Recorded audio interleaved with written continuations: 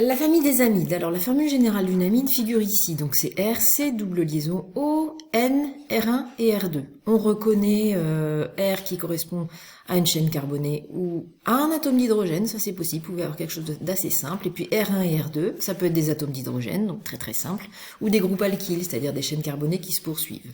Le groupe caractéristique s'appelle amide. Et il est intéressant de savoir l'entourer lorsqu'on le trouve. Voilà ce groupe amide que je peux entourer dans la formule générale et qu'il faut connaître par cœur. Alors le nom d'un amide de formule, alors on peut l'écrire en ligne, ça fait RCONH2 pour les plus simples, hein, lorsque R1 et R2 sont des atomes d'hydrogène, ça dérive du nom de l'alcane, sauf qu'on va changer le suffixe et on va utiliser le suffixe amide. C'est exactement le cas pour ce premier exemple où j'entoure le groupe qui nous intéresse, le groupe amide. On a quelque chose de simple puisque ce sont deux atomes d'hydrogène pour R1 et R2. Et la chaîne la plus longue, elle est ici. Si on l'entoure, on voit qu'elle est composée de 3 carbones. Cette substance s'appelle propane, on retire le E, amide. Alors, on a forcément le numéro 1 au niveau du carbone qui porte CONH2, donc pas besoin de mettre un numéro. La deuxième molécule est également une amide des plus simples, puisqu'on retrouve le groupe caractéristique ici, et puis R1 et R2 sont des hydrogènes. Cette fois-ci, la chaîne carbonée est un petit peu plus compliquée. On prend la chaîne carbonée qui englobe le carbone fonctionnel qui soit la plus longue possible. La voici. Elle est ainsi composée de 4 atomes de carbone. Alors là, on va devoir mettre des numéros parce que on voit qu'il y a une ramification qui comporte un seul atome de carbone. Donc on va la numéroter en mettant le numéro 1 ici, 2 pour ce carbone, 3 pour celui-là. La ramification est portée par le troisième carbone, 4 pour le dernier. Cette molécule s'appelle donc 3-méthylbutanamide. Deuxième possibilité, si vous n'avez pas que des atomes d'hydrogène au niveau des groupes portés par l'azote, mais que vous avez, par exemple ici, vous avez une chaîne carbonée. Voilà, pour R1, vous avez H, et pour R2, vous avez une chaîne carbonée. Dans ce cas-là, on va faire précéder le nom de l'amide de la mention N. Alors alkyle, ça concerne le fameux groupe qui se trouve ici. Donc cette dernière molécule s'appelle N-éthyle, puisqu'il y a 2 atomes de carbone là, et butanamide, puisqu'on reconnaît la chaîne carbonée la plus longue qui porte, voilà, le carbone fonctionnel, qui est composé de 4 atomes de carbone. Dernière famille, les halogénoalcanes. Donc vous reconnaissez le terme halogène, famille bien connue de la classification périodique, donc des éléments. Dans ce cas-là, on a une molécule qui porte un groupe halogéno. Et les groupes halogéno, leur symbole, c'est en général X. Ce groupe va venir se greffer sur une chaîne carbonée à la place de une liaison CH. On aura donc une liaison CX. X, c'est l'halogène. Alors, 4 halogènes possibles, le fluor, le chlore, le brome et l'iode. Donc, les symboles sont F, Cl, Br et I. De ce fait, la formule brute d'un halogéno-alcane, ce sera Rx. R désigne la chaîne carbonée, qui peut s'écrire sous la forme Cn, H2N plus 1, N nombre d'atomes de carbone, et puis les hydrogènes. Donc X, RCNH2N plus 1, X. Pour nommer la molécule, on va faire précéder le nom de l'alcane correspondant du préfixe fluoro, bromo, iodo ou chloro. Et on ajoutera un indice de position qui permet de préciser où se trouve l'atome d'halogène sur la chaîne. Alors, première molécule qui vous est proposée, on repère l'halogène F qui se trouve sur le carbone ici. On numérote la chaîne pour attribuer le plus petit numéro au carbone qui porte cet atome. Cette substance s'appelle donc le 2-fluoropropane. La deuxième molécule, on y repère un atome de chlore qui se trouve sur ce carbone auquel il faudra attribuer le plus petit numéro possible, tout en l'ayant intégré dans la chaîne carbonée la plus longue, dite chaîne principale. Donc la chaîne principale, la voici. On voit qu'il y a une ramification sur la chaîne principale. Numérotation de la chaîne principale, on va attribuer le numéro 1 ici, 2 pour avoir le plus petit numéro possible pour le carbone qui porte le chlore, 3 et 4. Cette substance s'appelle donc le 2-chloro-3-méthylbutane.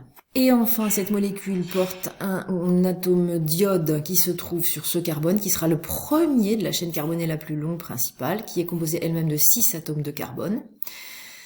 D'où l'indice numéro 1 pour indiquer la position, iodo parce qu'on a de l'iode, hexane, et puis on remarque qu'il y a une ramification sur la chaîne carbonée principale, ramification de 2 carbones, donc on lui attribue le nom éthyle, et cette ramification, elle est sur le carbone numéro 3. La numérotation de la chaîne principale a été rajoutée. Intéressons-nous aux différents types de squelettes carbonés. Alors vous les avez vus dès la classe de seconde, ils peuvent être linéaires, ramifiés ou cycliques. Ensuite, il y a 2 termes à maîtriser. Il y a les squelettes dits saturés. Dans ce cas, vous aurez uniquement des liaisons simples entre les atomes de carbone, des liaisons CC simples. Et puis les squelettes carbonés dits insaturés. Dans ce cas, vous aurez au moins une liaison multiple. Il peut y en avoir plusieurs. Liaison multiple, ça veut dire liaison double ou triple entre 2 carbones. Donc vous aurez liaison double ou liaison triple. Alors, ce qui est intéressant, c'est que dans les espèces insaturées, celles qui ont une seule double liaison CC, c'est une famille à part, ça s'appelle les alcènes. Alors, le nom d'un alcène, comment on fait pour l'obtenir? En fait, on va remplacer le suffixe -ane de l'alcane correspondant par le suffixe -ene.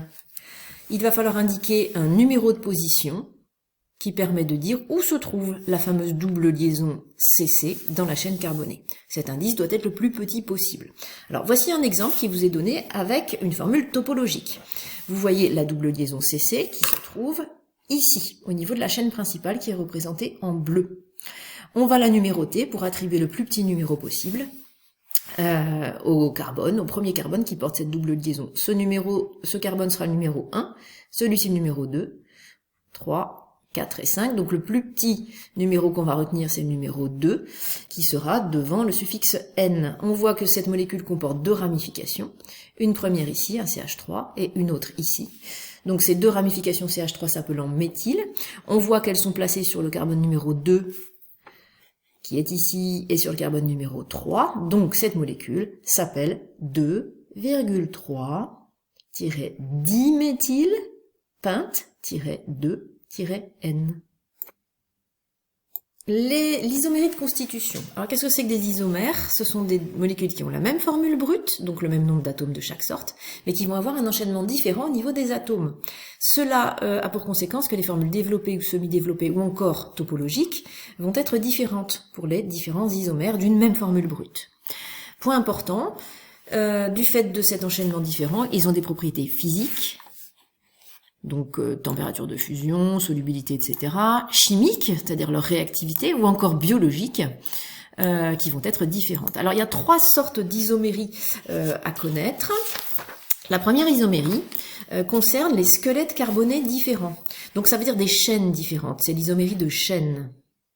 Dans ce premier exemple, on voit qu'ici, la chaîne est composée de 2 carbones, un oxygène, puis on retrouve un carbone lié doublement à un oxygène, alors que sur cette autre molécule proposée, on a un seul carbone, un oxygène, puis on retrouve un carbone qui est doublement lié à l'oxygène et le reste de la chaîne. Deuxième possibilité, si vous comparez ces 2 molécules-là, vous vous apercevez que le groupe CO, C-liaison, n'est pas au même endroit, sur la chaîne qui est composée de 4 carbones, 1, 2, 3, 4, la même chose ici, 1, 2, 3, 4. Donc c'est juste une isomérie de position.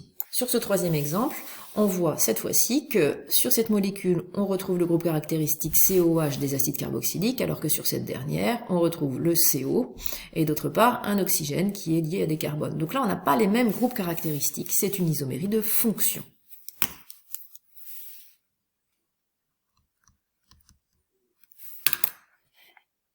Pour finir les polymères, alors les polymères sont très importants dans notre vie quotidienne, il y en a plein au niveau des dérivés des matières plastiques, il y en a aussi dans la nature. Alors un polymère c'est quoi? C'est une macromolécule, elle est formée d'un assemblage d'un grand nombre de motifs chimiques qui sont tous identiques et qui sont reliés en chaîne.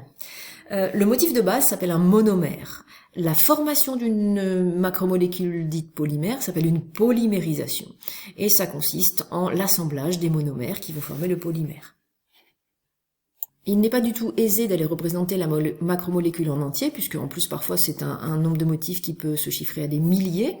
des motifs attachés entre eux. Donc, on va représenter un polymère en écrivant le motif qui se reproduit identique à lui-même dans la molécule entre crochets, et on va rajouter un indice N qui nous donnera le nombre de répétitions du motif. Alors, deux exemples, polyéthylène que l'on retrouve notamment pour des bouteilles, des bouchons.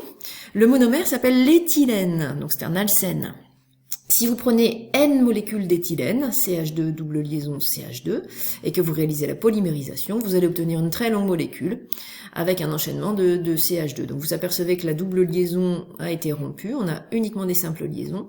Le motif élémentaire qui dérive du monomère, c'est CH2 attaché de manière simple, et puis on a une liaison d'un côté, une liaison de l'autre, N fois. Et ça, c'est le polyéthylène. Le polystyrène, extrêmement connu, puisqu'on le trouve expansé pour comme isolant ou encore pour caler des objets dans des colis. Il dérive du styrène, donc là une molécule un petit peu plus compliquée, même si on retrouve un peu le CH2 de l'éthylène, mais là on a un groupe. Donc c'est le styrène, cette double liaison est rompue, les monomères vont s'attacher les uns aux autres, et voilà globalement la représentation du polystyrène. Ensuite, le nylon, qui permet de faire des textiles. On a l'hexane 1,6-diamine, qui va, attention, se lier à une autre molécule qui s'appelle l'acide 1,6-hexane dioïque. Il y a de l'eau qui va, se former, et on va obtenir un polymère plus compliqué. La liaison est intéressante puisque c'est une liaison de type amide, groupe caractéristique qu'on a étudié cette année. Je vous laisse consulter ce document sur les polymères autour de nous, des notions de vocabulaire, des exemples de polymères naturels ou encore des polymères synthétiques.